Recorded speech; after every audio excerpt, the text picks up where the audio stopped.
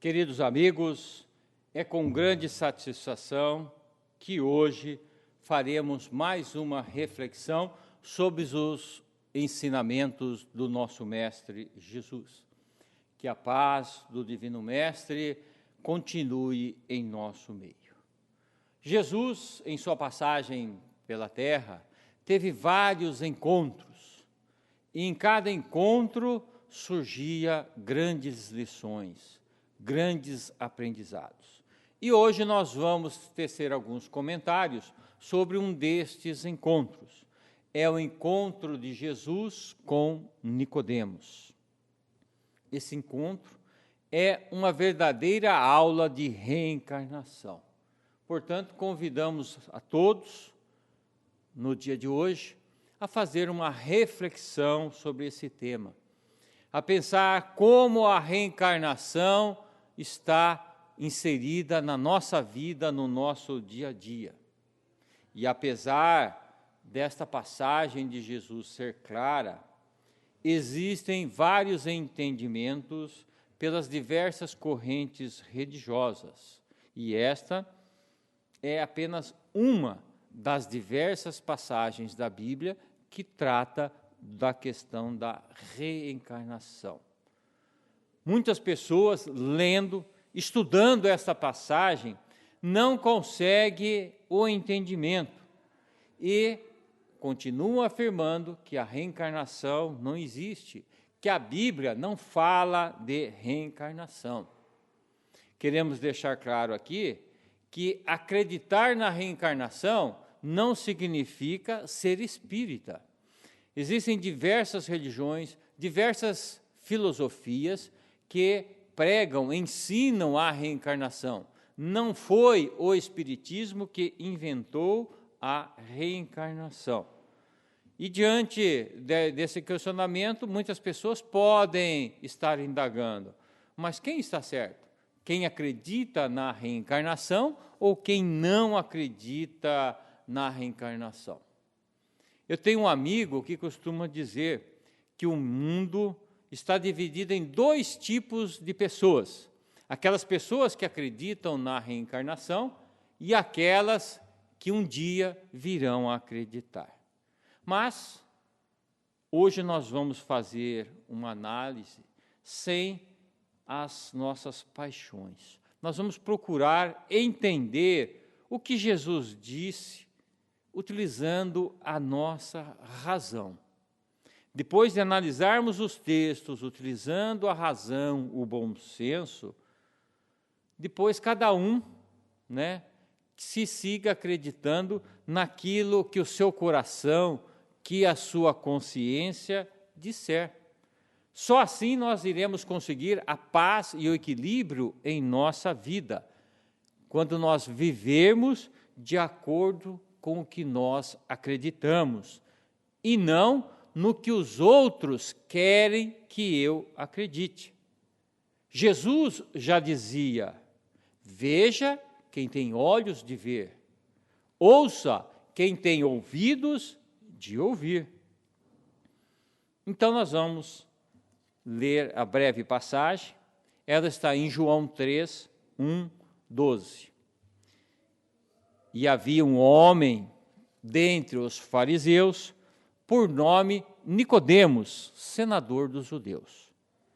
Este, uma noite, veio buscar a Jesus e disse-lhe: Rabi, sabemos que és mestre vindo da parte de Deus, porque ninguém pode fazer estes milagres que tu fazes se Deus não estiver com ele. Jesus respondeu e lhe disse: na verdade te digo que não pode ver o reino de Deus senão aquele que renascer de novo. Nicodemos lhe disse: como pode um homem nascer sendo velho? Porventura pode entrar no ventre de sua mãe e nascer outra vez? Respondeu-lhe Jesus: em verdade te digo que quem não nascer da água e do Espírito não pode entrar no reino de Deus. O que é nascido da carne é carne, e o que é nascido do Espírito é Espírito. Não te maravilhes de eu te dizer que importa-vos nascer de novo. O Espírito sopra onde quer, e tu ouves a sua voz, mas não sabe de onde ele vem e nem para onde ele vai. Assim é todo aquele que é nascido do Espírito. Perguntou Nicodemos: como se pode fazer isto? Respondeu Jesus: tu és mestres em Israel e não sabe estas coisas? Em verdade te digo que nós dizemos o que sabemos e damos testemunho do que vimos, e vós, com tudo isso, não recebeis o nosso testemunho. Se quando eu vos falo das coisas terrenas, ainda assim não me credes, como creríeis se vos falasse das celestiais? Veja que passagem interessante para a nossa reflexão. Quando Jesus é crucificado naquela sexta-feira, José de Arimateia consegue uma ordem para vir retirar Jesus da cruz. E quando José de Arimateia está chegando para retirar Jesus, chega também Nicodemos, trazendo um rolo de linho e óleo para a limpeza do corpo de Jesus. José de Arimateia então se espanta, porque a última pessoa que ele pensava em ver ali era Nicodemos. E quem era Nicodemos? Nicodemos era o principal dirigente do grupo dos fariseus. Ele era o chefe, o comandante maior. E Arimateia deve ter pensado: o que você está fazendo aqui? Você é o chefe dos fariseus. Hoje é dia de você estar reunido com o seu grupo nas sinagogas. Hoje tem a ceia pascal. E só para relembrar, um sacerdote não poderia tocar em um cadáver, porque ele ficava impuro. Aí ele tinha que passar pelos rituais de purificação que duravam dias. E a presença de Nicodemos fugia a todas essas normas, tudo que era tradicional do judaísmo. Ele, que era o chefe dos fariseus, era o grupo que mais combatia Jesus, era o grupo que chamava eles de fingidos, porque eles falavam uma coisa e faziam outra. E como nós vamos ver, esse encontro narrado mudou a vida de Nicodemos. E aí Nicodemos, conta a experiência que ele passou. Ele vai se encontrar com Jesus, ele vai à noite para não se comprometer, para que as pessoas não vejam. Ele, um homem, um sacerdote daquela posição, não poderia estar indo atrás de Jesus. Ele chega na narrativa de João com um talite, uma espécie de um chale na cabeça, e João não dá nenhum detalhe mais da chegada e da saída. Mas logo no início do diálogo, nós já vemos, pela saudação que Nicodemos faz, o respeito que ele tinha por Jesus. Ele começa a fala dele falando, Rabi. Rabi significa mestre. Então Nicodemos, que estudou a lei, tinha formação, tinha poder, tinha influência, passou por todos os estudos. Jesus não estudou em nenhuma escola, não tinha esse diploma do mundo, mas ele já tem o reconhecimento de Nicodemos. E ele começa falando, Rabi, mestre, sabemos que és mestre vindo da parte de Deus, porque ninguém faria tudo isso que você faz se Deus não estivesse com ele. Então ele já começa reconhecendo a autoridade de Jesus, o respeito para com Jesus. E veja o que ele diz, não é eu sei, ele diz sabemos. Então ele reconhece que a multidão, que o povo vê em Jesus o enviado de Deus. E ele ainda, nessa frase, é como dizer, eu não estou aqui só para o seu nome, mas é por tudo que você faz. Você que é o grande profeta, o grande enviado. Imagina essa situação.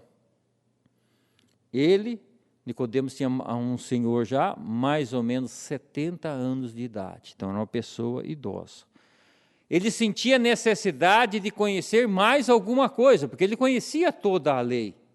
Ele tinha acesso aos estudos, então ele queria algo mais. Ele tinha muito conhecimento, mas talvez sentisse a falta da prática, né? E estivesse querendo conhecer quem é esse homem, médico de almas e de homens, que todo mundo fala, que faz milagres, que enfrenta com sabedoria e sem violência aqueles que infringem as leis de Deus.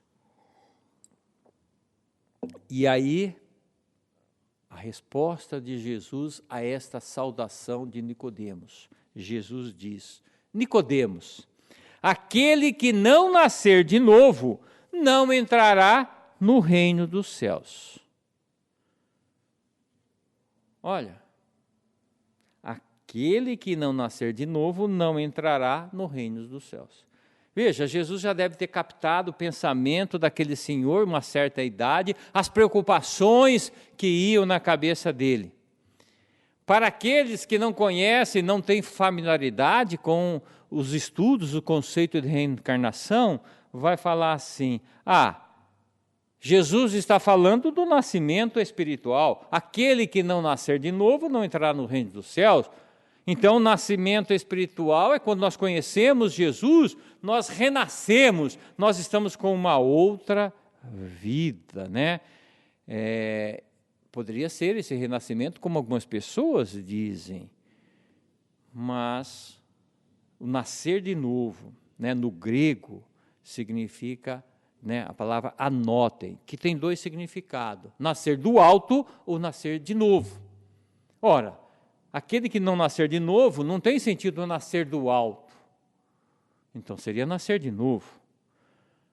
Mas será que Jesus está falando do batismo, como muitas pessoas alegam nessa passagem?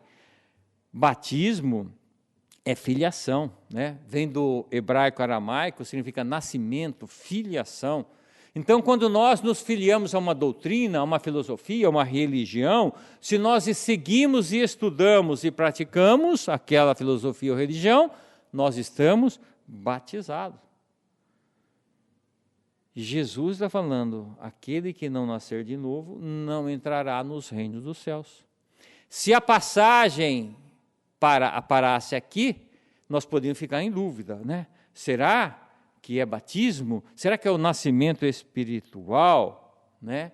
Lembrando que a definição de reencarnação é reencarnar novamente, é voltar à carne, num novo corpo, numa nova época, numa outra família. E aí, alguém podia ficar nessa dúvida. E segue então o diálogo. E nós vamos ver que Nicodemos entendeu nascer de novo e não nascer do alto. Porque o que Nicodemos pergunta? Ele ficou com dúvida. Jesus fala, aquele que não nascer de novo não entrará no reino dos céus. Nós temos que voltar novamente, nascer novamente para chegar ao reino dos céus. E aí Nicodemos pergunta, mas como é que pode um homem, já sendo velho, entrar no ventre de sua mãe e nascer uma segunda vez? Veja, ele não está falando em batismo. Ele não está falando em renascimento espiritual. Ao conhecermos a verdade de Jesus, os ensinamentos de Jesus, nós nascemos, nós somos outra pessoa. Não é esse sentido. A pergunta de Nicodemos é, se eu tenho que nascer de novo, como é que um velho, ele está pensando nele. Ele tinha 70 anos. Então ele está pensando, eu velhinho, como é que eu vou fazer para entrar no ventre de outra mulher? Então Jesus está falando em nascer novamente, a reencarnação. Algumas Bíblias trazem a tradução como nascer para o alto, ou nascer do alto, o que é incorreto essa tradução. E ele pergunta, como é que eu faço para entrar no ventre da minha mãe? E Jesus responde, quem não nascer através da água e através do Espírito, não pode entrar no reino de Deus. Vem novamente algumas pessoas assim, falando, olha, aí está a água. É o batismo, é referência ao batismo que Jesus está falando. Mas Jesus não está falando do batismo. Para compreendermos o sentido dessas palavras, vamos ver como que era a interpretação naquela época desse sentido da água, né? Essa água não está sendo empregada no sentido da água de beber. É um significado maior. Os antigos, eles tinham conhecimento ainda imperfeito sobre as ciências físicas. E eles acreditavam que a terra havia saído das águas. A criação da terra teria vindo da água. Tudo começou saindo da água. Por isso que os antigos consideravam a água como elemento gerador absoluto. Então, se nós formos analisar lá, procurar no Gênesis, nós vamos ver a narração. O Espírito de Deus era levado sobre as águas, ou flutuava sobre as águas. Nós vamos encontrar a narrativa, que o firmamento seja feito no meio das águas, que as águas que estão sobre o céu se reúnam num só lugar e que o elemento árido apareça. Olha, a água como elemento criador, que a água produz animais viventes, que nadem na água, e pássaros que voem sobre a terra e debaixo do firmamento. Então nós vimos que o entendimento era a água como elemento criador. E quando Jesus diz, quem não nascer através da água e através do Espírito, não pode entrar no reino de Deus. A água aqui se transforma no símbolo da natureza material. Como o Espírito se transforma na natureza espiritual ou a natureza inteligente. Então, a interpretação do que Jesus está dizendo seria, se o homem não renascer da água e do Espírito, significa, se o homem não renascer com o corpo e a alma, não renascer com o corpo e o Espírito, e aí nós vamos ver que Jesus está falando que o homem, ele é formado de uma natureza material, corpo físico, e de uma natureza espiritual, o espírito.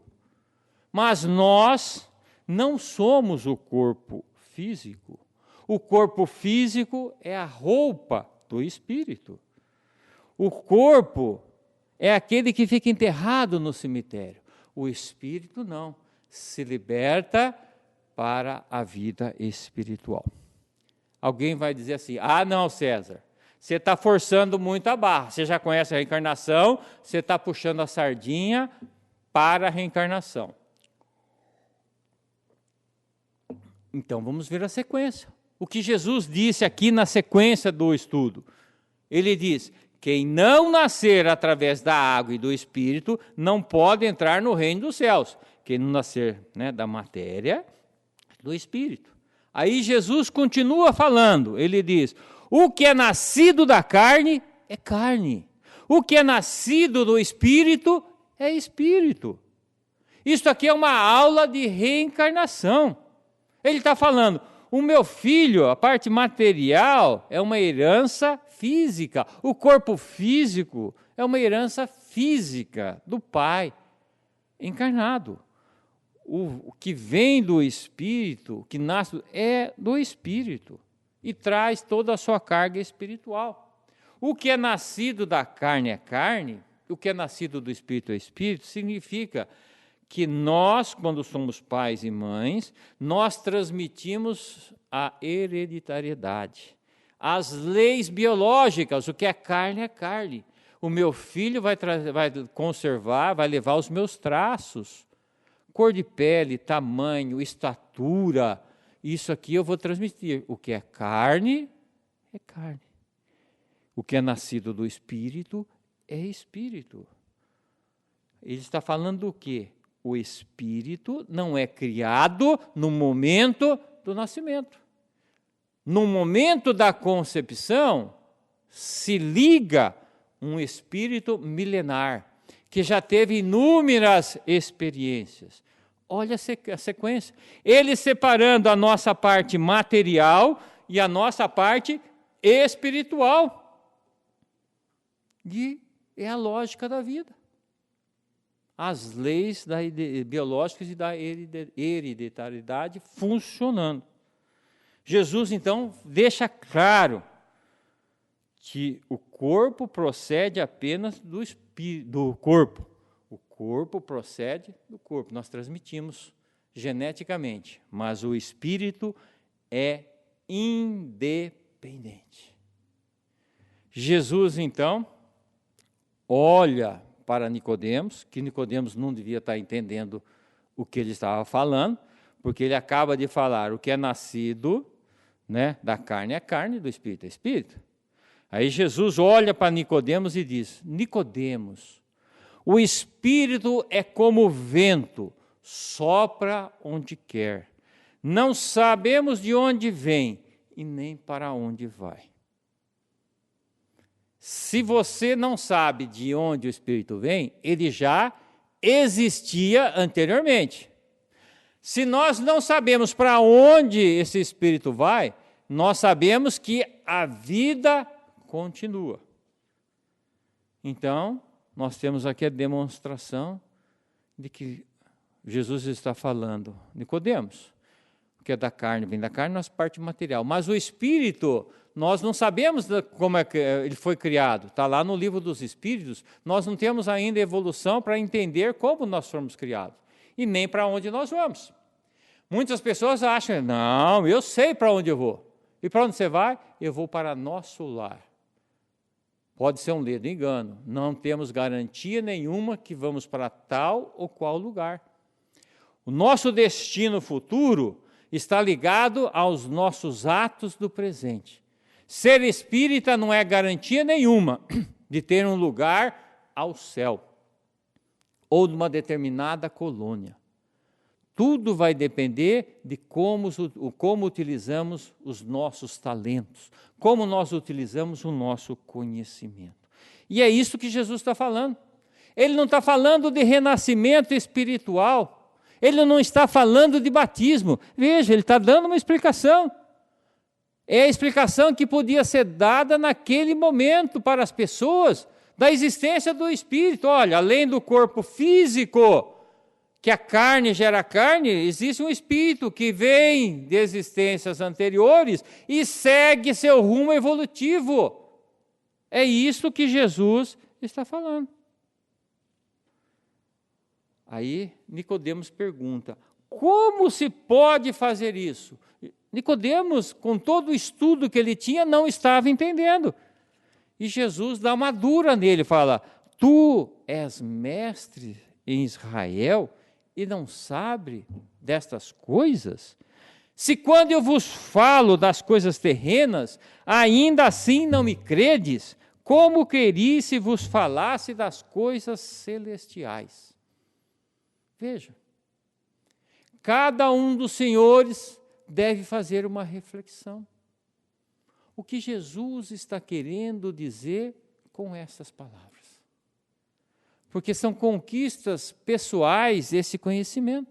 Não adianta ler e não entender. Nós temos que ter ouvidos para ouvir, né? Nós não conseguimos entender a bondade de Deus sem a existência da reencarnação. Como nós vamos justificar a existência de um Deus soberanamente bom e justo, com a misericórdia divina, não tendo a reencarnação? Se tivesse uma única encarnação, porque uns nascem na miséria, na favela, e outros na nobreza e na riqueza, porque uns morrem jovem e outros morrem velho, se existisse uma única existência, porque uns nascem com deficiência, cego, com doenças, e outros nascem absolutamente normais. Porque algumas pessoas têm aptidões as mais variadas, aptidões artísticas, musicais, intelectuais, aprendem com a maior facilidade, e os outros, com anos de cursos, não conseguem adquirir 10% daqueles talentos. Nós não conseguimos explicar Deus como toda justiça e bondade, não admitindo a reencarnação. A reencarnação é a porta da evolução. Por isso, Allan Kardec, no Livro dos Espíritos, no capítulo 4, ele trata da pluralidade das existências. E no capítulo 5, que é a questão 222 do Livro dos Espíritos, ele trata das considerações sobre a pluralidade das existências. Convido aos senhores a uma leitura, a um estudo destas questões, para que a gente possa aprofundar o nosso conhecimento de como funciona a lei da reencarnação.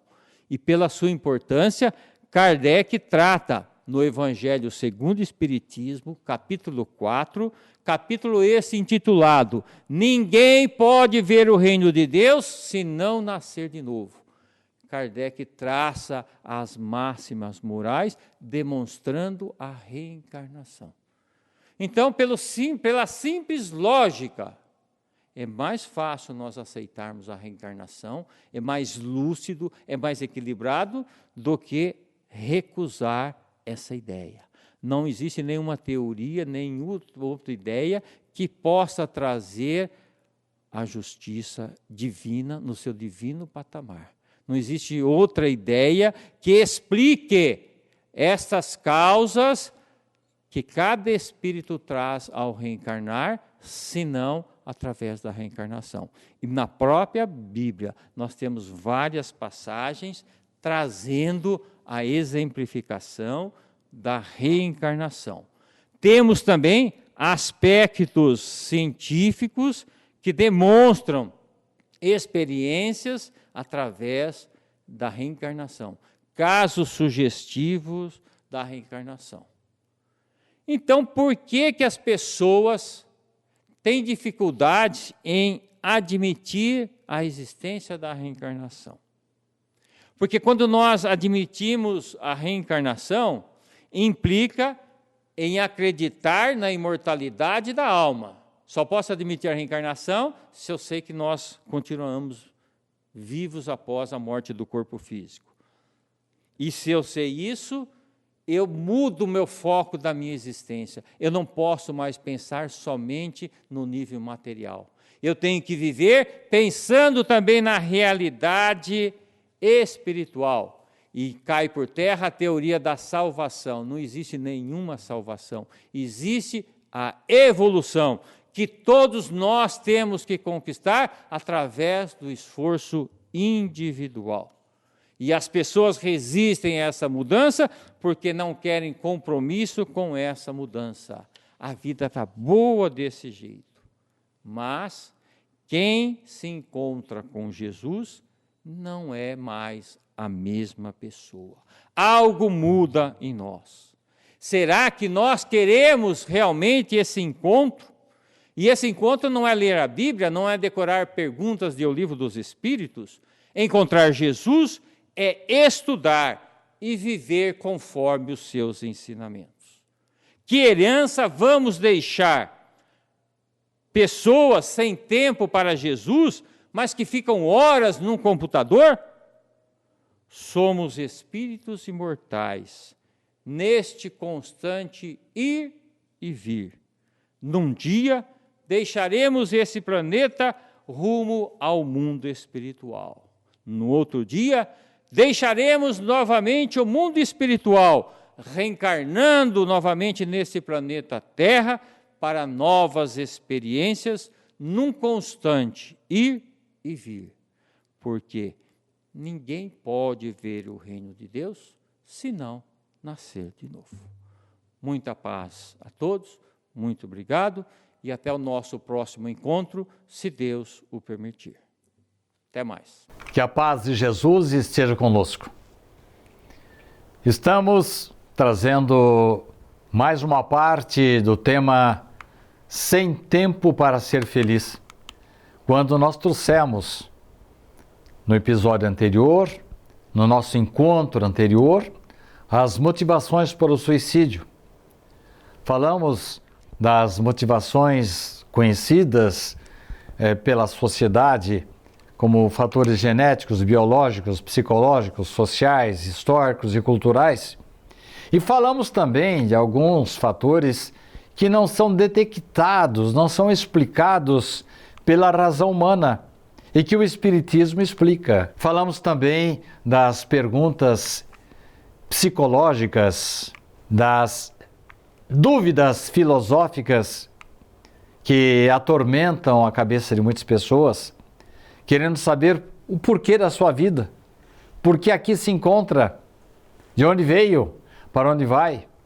Essas inquietações nem sempre são bem administradas por aqueles que pensam em se matar. Porque o medo do desconhecido pode ir complicando a vida do indivíduo. Daí ele entra em estados de depressão, estresse e pode começar a pensar na morte, porque as explicações que a sociedade lhe apresenta são insuficientes. O Espiritismo vem nos trazer novos esclarecimentos, vem nos mostrar o porquê da vida, vem nos mostrar que a vida é transitória, estamos aqui para crescer, para evoluir, e os nossos sofrimentos sempre têm uma causa, sempre estamos colhendo aquilo que semeamos no passado. Mas nesta vida eu não fiz nada para merecer o que eu estou sofrendo. Se não encontrarmos a causa das nossas dores nesta vida, teremos que procurar numa vida anterior. Falamos também das pressões sociais, os fatores culturais daquelas civilizações mais rígidas em relação à honra. E falamos que essas pressões sociais não anulam a responsabilidade do ato reprovável. Embora a pessoa às vezes esteja coberta de boas intenções, ao chegar no plano espiritual, como aconteceu, por exemplo, com aquele caso de um pai que se matou para livrar o filho do serviço militar, para não ir à guerra, a fim de que ele ficasse como filho único para cuidar da mãe. Esse ato supostamente louvável, depois em comunicação na Sociedade Espírita de Paris, o indivíduo que se matou, o pai que se matou, embora movido pelo amor paterno, embora houvesse alguma atenuante, a deserção da vida, ele não chegou lá isento das suas responsabilidades. Falamos também do suicídio anômico. O que é isso? É o caso da exclusão social. Quando uma sociedade não cuida bem de um jovem, aí ele perde o acesso à alimentação, ao trabalho, ao estudo, isto é, direitos básicos da cidadania. Ele perdendo a dignidade, é como se ele fosse empurrado para a autodestruição. Porquanto esses jovens, com poucas alternativas de vida, acabam se envolvendo em situações de criminalidade, onde aumentam consideravelmente o risco de serem assassinados. Acabam agindo como suicidas. Que a sociedade tem uma grande responsabilidade sobre isso. Em O Livro dos Espíritos, nós vamos encontrar uma expressão de Allan Kardec de que uma sociedade que se baseie na lei de Deus e na justiça deve prover a vida do fraco, sem humilhação. Depois falamos naquela síndrome de Hamlet, porque a frase de Hamlet, de Shakespeare, seria esta: morrer, dormir, nada mais. E dizer que pelo sono se findam as dores, esta é uma ilusão. Nesse monólogo de Hamlet, nós vamos encontrar muitas criaturas que acham que morrendo resolvem seus problemas. Dentre aqueles que sobreviveram, geralmente eles dizem que não queriam morrer.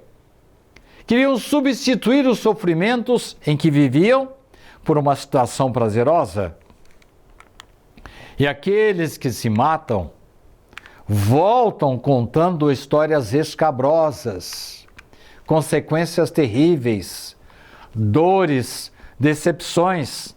E a primeira e a maior dessas decepções é descobrir que o indivíduo continua vivo, numa situação muito pior do que ele se encontrava. Uma vez, Richard Simonetti, já falei isso em nosso encontro anterior, ouviu de uma senhora dizendo assim: não é que eu pretenda me matar. Eu gostaria apenas de sumir, desaparecer, livrar-me desta horrível sensação de vazio, de inutilidade da existência. Então eu disse no nosso encontro anterior que Richard explicou para ela que isso seria impossível, porquanto nós somos imortais, e ainda que ela se desprendesse do corpo material, ela continuaria consciente de si mesma, mas numa situação bem pior. Aliás, essa situação, essa impressão é confirmada pelos testemunhos daqueles que morreram, suicidaram-se e voltaram para contar a sua história. Antigos chineses remetiam para as frentes de batalhas batalhões de soldados que deveriam morrer. E depois, com seus espíritos vingativos, contaminar as retaguardas inimigas. Os caros amigos que estão me assistindo, me ouvindo, estão percebendo que é um raciocínio absurdo, né? Porque o indivíduo que morre, ele deixa de se preocupar com as coisas da terra. Ainda que se preocupe, não vai ter o discernimento de se tornar um espírito vingativo e ir lá para a retaguarda do inimigo para contaminá-lo, para perturbá-lo e facilitar a vitória do seu exército.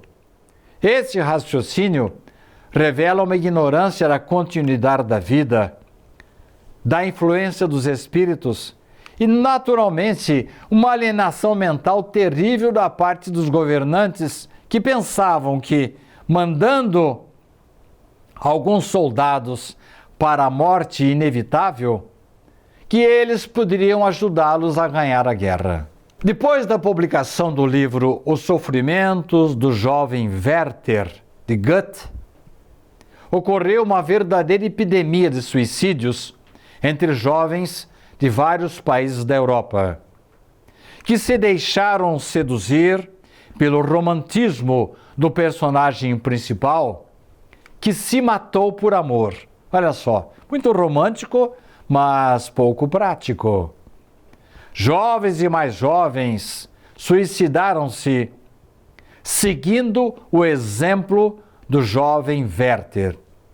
Ficamos imaginando o que poderia acontecer com um desses ídolos atuais que catalisam as atenções dos jovens pelas redes sociais, pelos programas de televisão, pelos shows.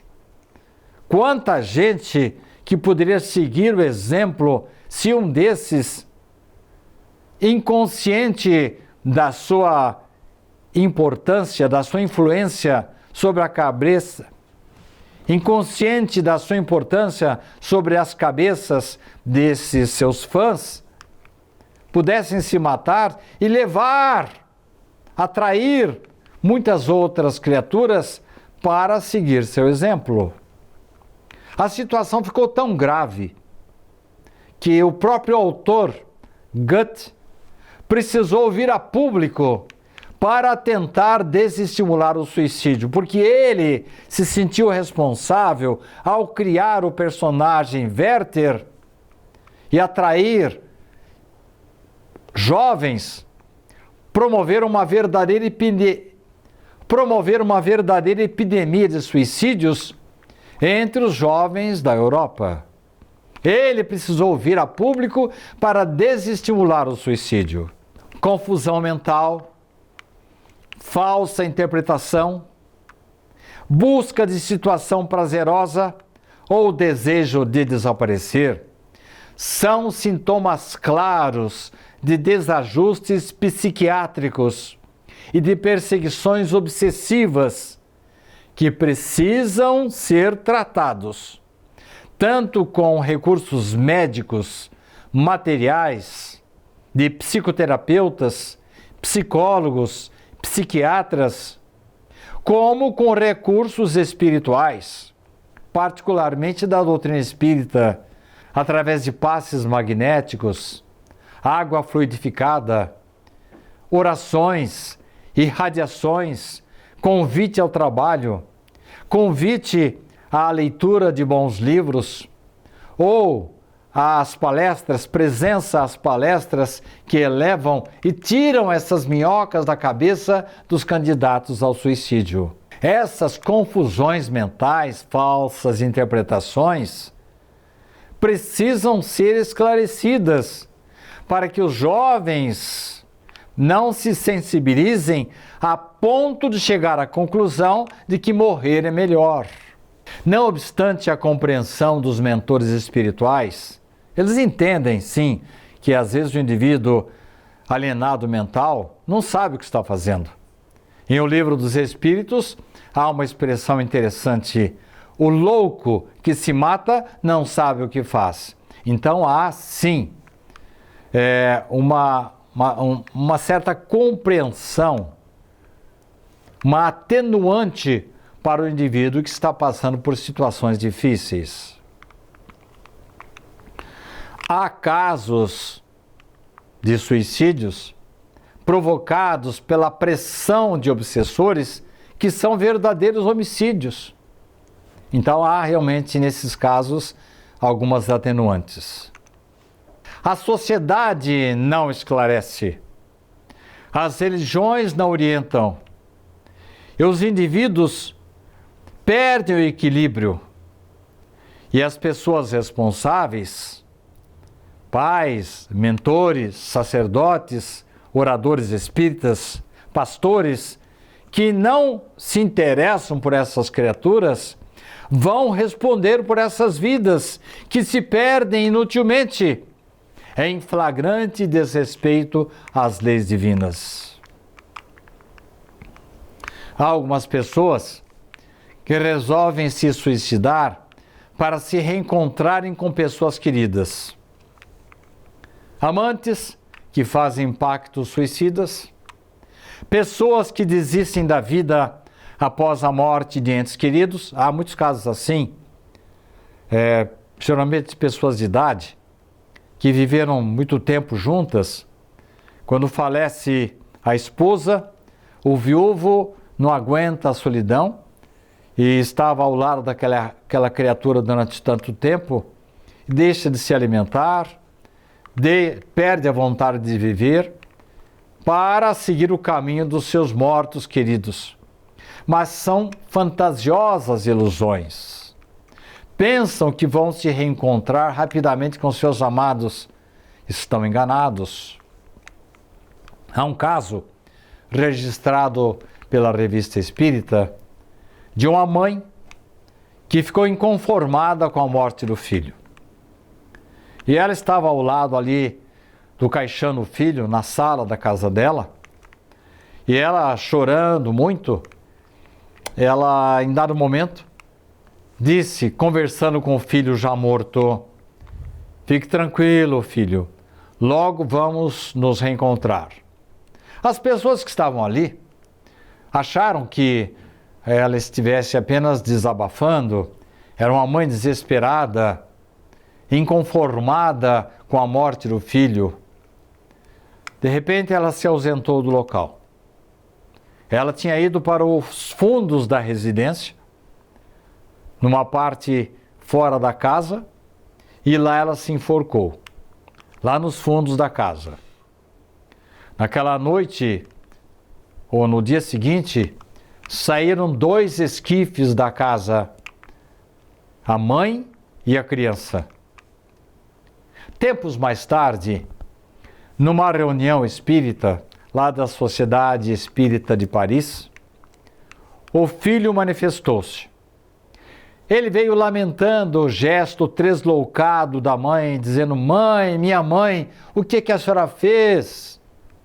A senhora pensou que com a sua morte iria me reencontrar em seguida? Talvez agora estivéssemos juntos. Mas a partir do momento que a senhora se matou, adiou por décadas o nosso reencontro. E a mãe se encontrava naquele ambiente. E os espíritos descreveram a presença dela, mas ela não tinha acesso à visão do filho. Matou-se pensando que iria se encontrar com ele brevemente, e isso não aconteceu. É um grande engano das criaturas que acham que, se matando, vão abreviar o reencontro com seus familiares queridos. E, infelizmente, vão adiar por tempo indeterminado esse reencontro. Não é castigo de Deus.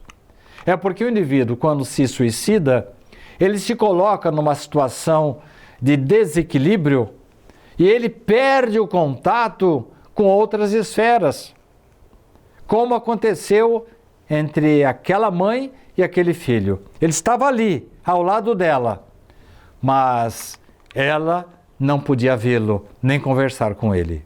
Tem um caso também de Maria, viúva. E os amigos espirituais, logo depois da morte do marido, tomaram todos os cuidados para livrá-la daquela presença de fluidos enfermiços do marido Ernesto. Acontece que ela se ressentia muito da falta de Ernesto. E ela, à noite, ela se desdobrava e ia atrás de Ernesto. Uma ocasião, ele se encontrava em tratamento lá no plano espiritual, quando ela, desdobrada pela atuação do sono, apareceu inesperadamente no local em que ele se encontrava, gritando assim: Ernesto, Ernesto, por que você não está ao meu lado? Volte imediatamente para a nossa casa. Isto é, ela saía daqui do plano material e ia perturbar o marido lá no plano espiritual. Um verdadeiro caso de obsessão ao contrário. Geralmente a obsessão é do desencarnado, do morto sobre o vivo. Ali era o contrário. A esposa inconformada ia perturbar o marido lá no plano espiritual. Em estado de vigília, ela se queixava, dizendo que o marido a visitava toda a noite, que ele estava vindo ali para acompanhá-la, para convidá-la para ir para o outro plano, mas, na verdade, ela estava desequilibrada, porque ela encasquetou com a ideia de que ela precisava partir a fim de prestar assistência ao marido lá no plano espiritual. Isto é, fruto da sua invigilância, do seu desequilíbrio e da sua inconformação. É um caso registrado por André Luiz no livro Nos Domínios da Mediunidade e comentado por Martins Peralva no livro Estudando a Mediunidade. Ambas obras tratam desse assunto e você que está interessado nele deve procurá-las a fim de saber mais detalhes. Esse estranho processo obsessivo de encarnada sobre um desencarnado somente foi alterado com a modificação das disposições de Maria. A casa espírita deu todo o apoio para ela, facultou a ela a criação de novos pensamentos, convenceu-a de que deveria aguardar com paciência o momento certo de reaproximar-se do seu marido Ernesto e que ela deveria parar de procurá-lo, porque estava atrapalhando o seu desenvolvimento espiritual. Por fim, eu trago um outro caso. Após 7 meses de namoro, esse caso é registrado também pela Revista Espírita de Allan Kardec. Após 7 meses de namoro, Luiz Sapateiro ficou noivo de Vitorina. Eles estavam com um casamento marcado. Certo dia, ao jantar, em meio à discussão por um motivo besta, motivo fútil, Luiz retirou-se e disse que nunca mais ia voltar. Arrependeu-se logo. No dia seguinte, veio pedir perdão para a noiva. Mas Vitorina recusou-se recebê-lo. Aliás, nem mesmo abriu a porta da casa. Após várias tentativas, implorando a Vitorina que o recebesse, eis que o nosso herói, Luiz, o sapateiro, tomou uma decisão drástica. De repente, Vitorina ouviu um gemido abafado e logo após um baque, como que se fosse de um corpo caindo. Curiosa, abriu a porta e presenciou uma cena de horror. Diante dela, estendido, estava Luiz, o noivo, com um punhal mergulhado no seu peito. Se a jovem houvesse descerrado a porta e conversado com ele, poderia ter evitado aquela tragédia. Obviamente, Vitorina não pode ser responsabilizada pelo suicídio do noivo, mas chegou-se à conclusão de que ela já estava cansada daquele relacionamento e, ao invés de ter uma conversa e terminar aquele que seria um casamento ou um compromisso mais sério entre eles, ela simplesmente aproveitou-se daquela briga para livrar-se do seu noivo ou ex-noivo. Ela sim contribuiu para o gesto extremado com a sua inconsequência. Faltou sinceridade para a Vitorina, sinceridade com ela mesma e sinceridade com o rapaz que acabou se suicidando. Como podemos ver, caros amigos e irmãos, amores passionais, viúvos que morrem pouco tempo depois de suas parceiras, exagerada identificação com quem partiu e processos de fascinação exigem tratamentos espirituais e, fora de dúvida, de assistência a quadros psiquiátricos. Jamais devemos sonegar às pessoas que estão em situação de desequilíbrio a necessidade de procurarem a ciência médica material, assistência psicológica, psiquiátrica e, paralelamente, os recursos oferecidos pela ciência espiritual. Os dois são importantes para que a criatura que passa por esse transe possa ser esclarecida e retorne à normalidade psíquica.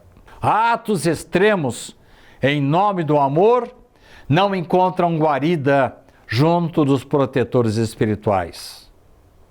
Diante da inconformação, com o afastamento da criatura amada, o melhor remédio ainda é a resignação.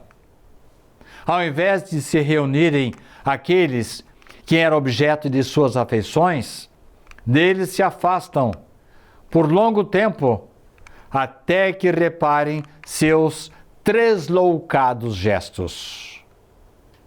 Então quer dizer que nós não somos donos da própria vida? Temos direito à vida? Somos livres para abreviar nossos sofrimentos? Richard Simonetti, um dos escritores que mais escreveu sobre a vida e a morte, costumava responder essas perguntas lembrando a responsabilidade que temos de cumprir os desígnios divinos, que naturalmente inclui o respeito à vida. pular da frigideira para o fogo. Era a expressão de que ele se utilizava para alertar os candidatos à autoeliminação, referindo-se à terrível constatação de que o suicida não alcança o seu intento, não morre e não pode ser deletado da vida. Na outra dimensão, poderá experimentar tormentos muito mais acentuados dos que tinha na vida física e, para agravar, em situação traumática e apavorante. Lembrava ainda Simonetti o destrambelho violento do corpo astral, que será submetido a verdadeiro braseiro, não no sentido literal, mas pelo estado de angústia e de dores do suicida. A vida espiritual é melhor? A triste fantasia de que a morte trará a concretização dos nossos anseios de felicidade leva muita gente à fuga da vida. É um equívoco perigoso, pois somente será feliz no além quem viveu bem a vida. Muito mais do que o tipo de morte que venhamos a ter, mais importante é o tipo de vida que tivemos. Cumprimos da melhor maneira os desígnios divinos? Cultivamos o bem e a verdade? Fizemos toda a caridade que tivemos ao alcance? Aproveitamos todas as chances de aprendizado? Evitamos o preconceito, respeitamos o semelhante e semeamos felicidade ao nosso redor? Essas serão as perguntas que faremos a nós mesmos, assim que tomarmos consciência da nova realidade além da vida. Quando, então, faremos a autocobrança do bem que cultivamos em vida. A vida é preciosa e precisa ser respeitada. A vida vale a pena, ainda que a todo momento confrontemo-nos com terríveis demonstrações de horror e crueldade. A história da humanidade nos mostra como a força da vida supera todos os seculares embates vividos pelo homem. Há algum antídoto para eliminar de vez a tendência ao suicídio? Vai nos caber conhecer os mecanismos que nos fazem sabotar, atacar e destruir a vida, tanto em nível individual como coletivo. Devemos aprofundar a reflexão sobre os mistérios da vida e da morte. Sem especulações, porquanto se baseia nos depoimentos dos que morreram e voltaram para contar suas histórias, o Espiritismo demonstra que matar-se não é apenas uma infração à moral divina, mas, sobretudo, uma estupidez. Os fatos, e não teorias preconcebidas, demonstram cabalmente que nada se ganha com suicídio. A abençoada doutrina espírita nos oferece a oportunidade do conhecimento, da semeadura do bem e o esclarecimento daqueles que já passaram pelo trauma da morte e voltaram para contar suas dores e o que fizeram para superá-las. Queremos encerrar com Emmanuel. Guarda, pois, a existência como dom inefável, porque teu corpo é sempre instrumento divino para que nele aprendas a crescer para a luz e a viver para o amor ante a glória de Deus. Que o Senhor maior nos abençoe sempre.